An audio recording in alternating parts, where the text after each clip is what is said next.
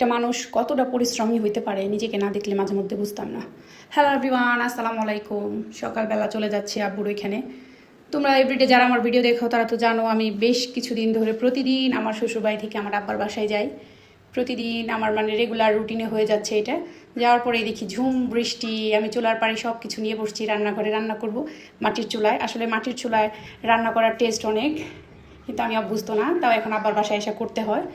গ্যাসের ভেতরে আমাদের প্রচুর গরম, কারণ আমাদের কিচেন রুমের পরে হয়েছে বারান্দা, তারপর হয়েছে বাহিরে, এর জন্য। তো আজকে কচুরমুখী দিয়ে ছোট্ট একটা ইলিশ মাছ রান্না করব। ইলিশ মাছটা যদিও ছোট, কিন্তু এটার টেস্ট হবে অনেক। দেখো চেহারা দেখলেই মনে হয় একদম কচুরমুখী দিয়ে যে সিম্পলি রান্নাটা করব। আমি সরিষার তেলের সাথে দিয়ে দিলাম কাঁচামরিচ, পেঁয়াজ, একদম হালকা মশলায় করতে চাই, যেহেতু ইলিশ মাছের নিজস্ব টেস্ট আছে।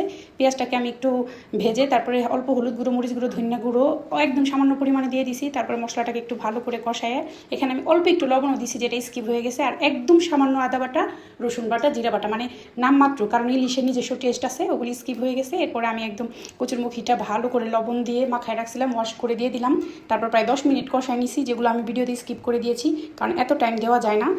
দেখো তারপর আমি পানি দিয়ে দিছি। এখন বলক তোলার পরে আমি কাঁচা মাছটা দিয়ে দিব। এটা দুইভাবে রান্না করা যায়, মাছটা আগে কষায় দেন উঠায় সবজি দিয়ে কষায় করা যায়, বাট আমার আজকে সময় কম, আমি অনেক ব্যস্ত, তাই এইভাবে ডাইরেক্ট করলাম। এভাবে অন্যরকম টেস্ট লাগে।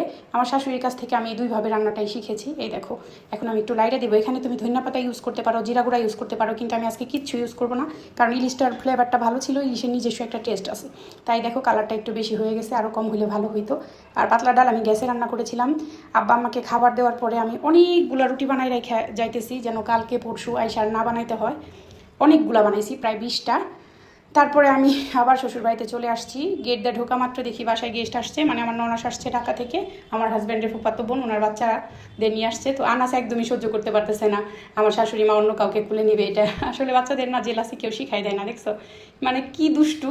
সে আজকে তার বোনের বাইকটা বের করছে, এটা 12 বছর আগের আমার মেয়ের বাইক। এটা এমন কেউ নাই, আমার এমন কোনো রিলেটিভ নাই যারা আমার বাসায় আসছে তার বাচ্চারা এটা না চালাইছে। এটা অনেক সুন্দর ছিল, পেছন থেকে মাথা ভাঙে গেছে, আর অনেক কিছু ছিল।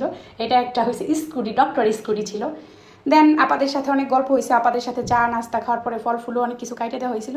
এরপরে আমি গোসল করছি। গোসল করার পরে আমার মেয়ে বোন ফোন দিচ্ছে যে আসতেছে বাসায়। আসলে আমার বাসায় অনেক রহমত, তোমরা যারা আমার ভিডিও দেখো তারা তো অবশ্যই জানো।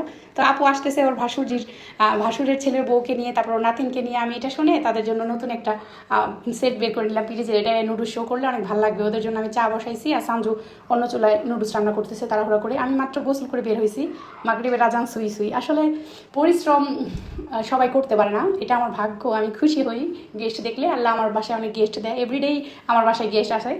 আজকে এটা দিয়ে আমার বাসায় 6বার চা বানানো হইলো। কেউ বিশ্বাস করবা কিনা জানি না, নিচে কাজ চলতেছে, মিস্ত্রিদের জন্য 2বার বানানো হয়েছে, বাবার জন্য সকালে 1বার বানানো হয়েছে। আমি আর সাঞ্জু খাইছি ব্ল্যাক কফি, তারপরে দুলাভাইরা আসতে পরে দুধ চা বানাইছে, আর এখন আবার চা বানাইলাম আর নুডলস করলাম। বেশি কিছু করি নাই, আপুরা রেস্টুরেন্টে থেকে খায় আমাদের বাসায় আসছে শুধু দেখা করার জন্য।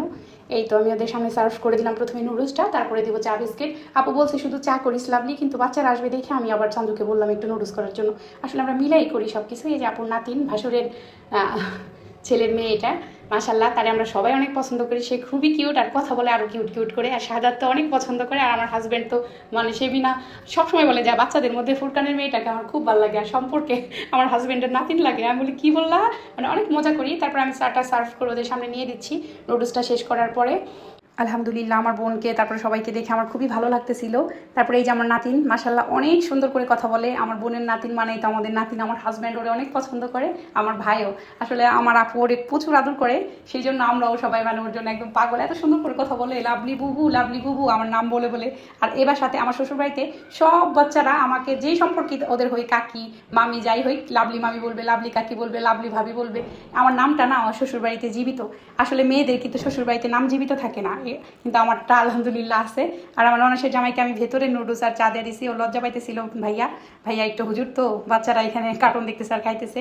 আজকের দিনটা আল্লাহর রহমতে অনেক ভালো কাটলো, অনেক অনেক মানুষের সাথে দেখা হইলো। আজকে এই এখন দিয়ে মনে হয় 6বার চাই বানাইলাম আলহামদুলিল্লাহ। তো একটা ব্যস্ততম মাশাল্লাহ ভালো একটা দিন। তবে আমি এখন খুব বেশি ক্লান্ত, এখন ভয়েস ওভার দিচ্ছি, তাও মানে খুবই ক্লান্ত সরিয়ে দিচ্ছি, কারণ আমি ফ্যান লাইট সব কিছু অফ করে ভয়েস দেওয়ার ট্রাই করি। নিজে ভয়েস দেওয়ার সময় নিজে একটু একটু লজ্জা পাই। তো একটু পরে সবাই চলে যাবে। আজ এই পর্যন্তই, ভালো থাকো তোমরা।